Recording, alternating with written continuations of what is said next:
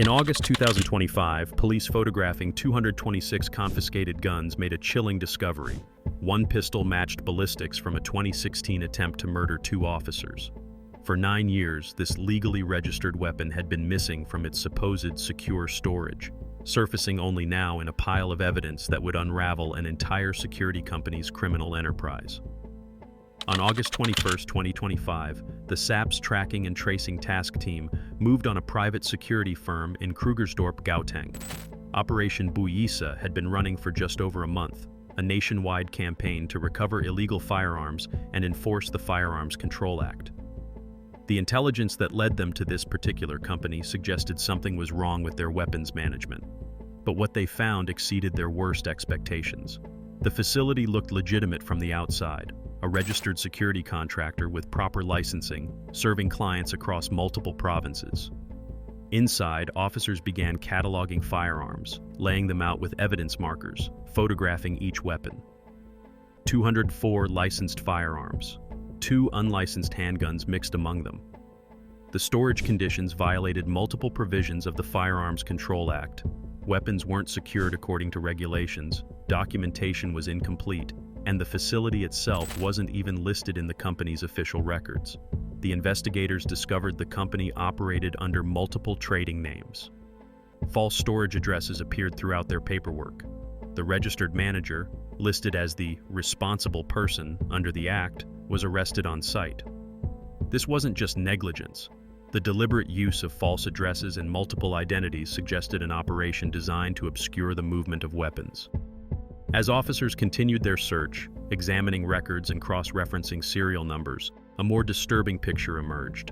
The company's official registry showed 603 firearms. They had just seized 226. Where were the other 377? The missing weapons triggered an immediate Section 106 notice under the Firearms Control Act. This legal instrument compels a license holder to produce registered firearms on demand. The company now faced a legal deadline to account for 377 missing guns. Failure to comply would constitute a criminal offense, separate from any charges related to the weapons already seized. Investigators began untangling the company's records. Purchase orders, storage logs, transfer documents, each paper trail led to more questions. The weapons had been acquired legally, registered properly at the point of sale.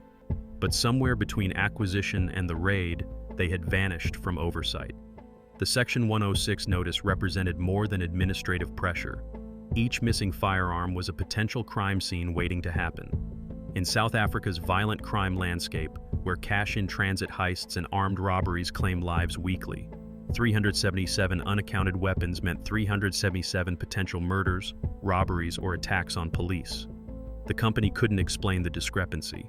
Their internal records were a mess of contradictions. Some weapons were listed at addresses that didn't exist. Others supposedly stored at facilities the company didn't even operate. The paper trail suggested either massive incompetence or deliberate obfuscation. Given the false trading names and fictional addresses already discovered, investigators leaned toward the latter. The Firearms Control Act exists precisely to prevent this scenario. License holders must maintain strict records of every weapon's location and status.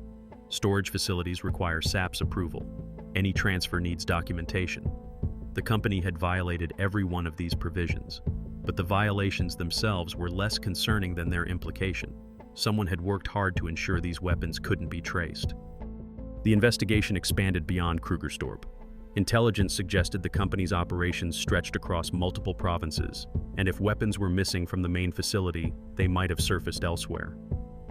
In Lefalale, Limpopo, police recovered one rifle. The person possessing it had no authorization. They weren't a company employee, weren't a registered security officer, just a civilian with a weapon registered to a company hundreds of kilometers away. How did it get there? The investigation couldn't yet answer that question. The Machado raid in Limpopo yielded 11 more firearms.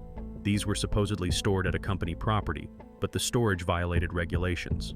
More disturbing was what investigators found nearby, a pistol with a full magazine and spent shell casings dumped in an open field. Someone had fired this weapon recently, then abandoned it. The serial number traced back to the same security company. In Buisen's Gauteng, a separate security firm was raided based on intelligence linking it to the Krugersdorp company. 3 firearms seized there bore serial numbers in the same range as weapons from the original raid. This suggested a network, multiple companies or entities moving weapons between them, obscuring ownership and accountability. The Mpumalanga searches focused on Dirkiesdorp, where 5 pistols were recovered from active security guards. These guards had allegedly pointed and fired the weapons in public, prompting police intervention.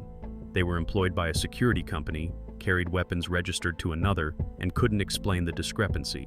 Each recovery painted the same picture: weapons registered to one entity surfacing with unauthorized individuals, guns moving between provinces without documentation, firearms abandoned after being fired. This wasn't theft in the traditional sense. Someone with inside access was distributing these weapons, either selling them, renting them, or using company arsenals as supply depots for criminal enterprises. The geographic spread was significant: Limpopo to Mpumalanga to Gauteng, hundreds of kilometers separating recovery sites. This suggested an organized operation, not random theft. Someone knew where to place these weapons, who to give them to, how to move them without triggering immediate alerts. Every seized weapon went through the Integrated Ballistic Identification System, IBS. This technology matches unique markings on bullets and shell casings to specific firearms. When a gun is fired, it leaves microscopic striations on the bullet, individual as fingerprints. IBS can match these markings to crime scenes across the country, even years after the fact. The results were damning. Multiple weapons from the security company matched ballistics from serious crimes. Cash-in-transit heists where guards were shot, armored vehicles breached, millions stolen. Armed robberies at businesses where employees and customers were terrorized. The bullets and casings from these scenes now had names, serial numbers tracing directly back to weapons that should have been locked in a security company's armory. The most shocking match came from a 2016 case. 2 police officers in Randburg, Gauteng, responded to a call. Suspects opened fire, wounding both officers in an attempted murder. The case had gone cold, the weapon never recovered. Now, 9 years later, IBIS confirmed that one of the pistols seized from the security company was the gun used in that attack. 9 years. For 9 years, this weapon had been missing from its legal storage, used in an attempt to kill police officers, then somehow continued circulating until it ended up back in the company's possession for the raid. The timeline raised disturbing questions. When did the weapon leave legal custody? Who provided it to the shooters? Why was it back with the company now? The forensic evidence transformed the investigation. This wasn't just about regulatory violations or missing paperwork. These weapons had blood on them.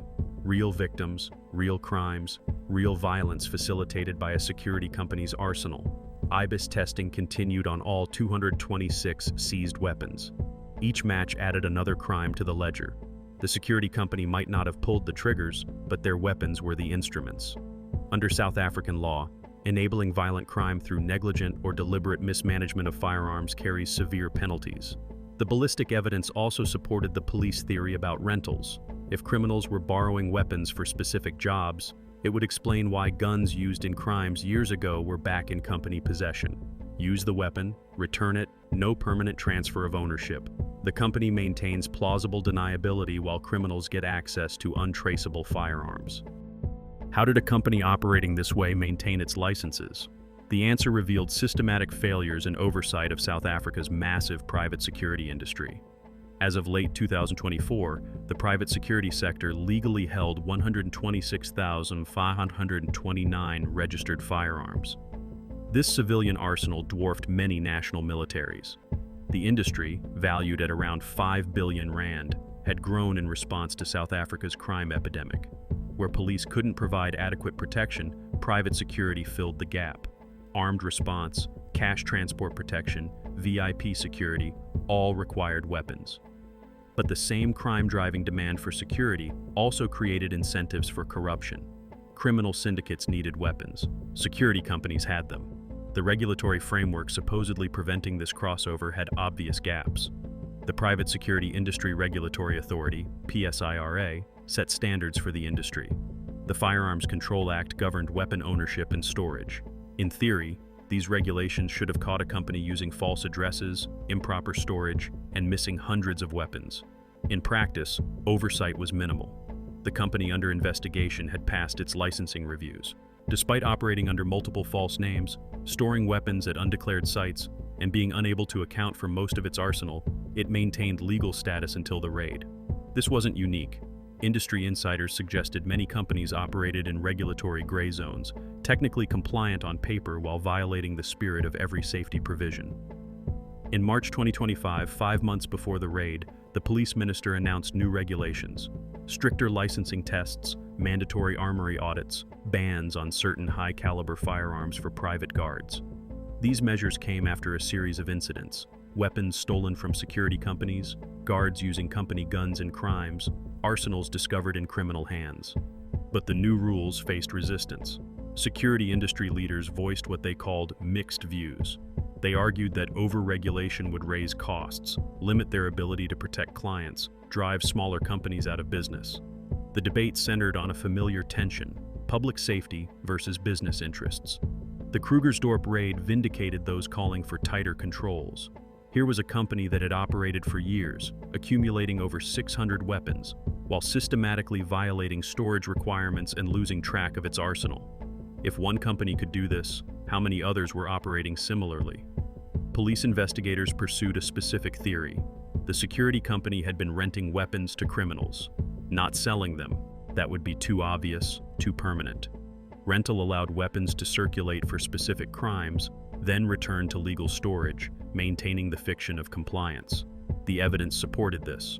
Weapons used in crimes years apart, suggesting they weren't permanently in criminal hands. The company's inability to explain the movement of hundreds of firearms, the elaborate system of false addresses and trading names that would facilitate untraceable transfers.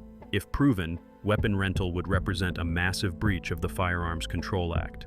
The law explicitly prohibits transferring firearms to unauthorized persons. Even temporary transfers require documentation and approval. Renting weapons to criminals would constitute not just regulatory violation, but active participation in violent crime. The rental theory explained the business model. Security companies purchase weapons legally, using their licenses and legitimate business fronts. Criminals need weapons, but can't acquire them legally. The company provides temporary access for a fee. After the crime, weapons return to the company, ready for the next client. This system benefits both parties. Criminals get untraceable weapons. The serial numbers lead back to a legitimate company, not to them. The security company generates income from its arsenal beyond legitimate contracts. If caught with the weapons, they claim theft or administrative error.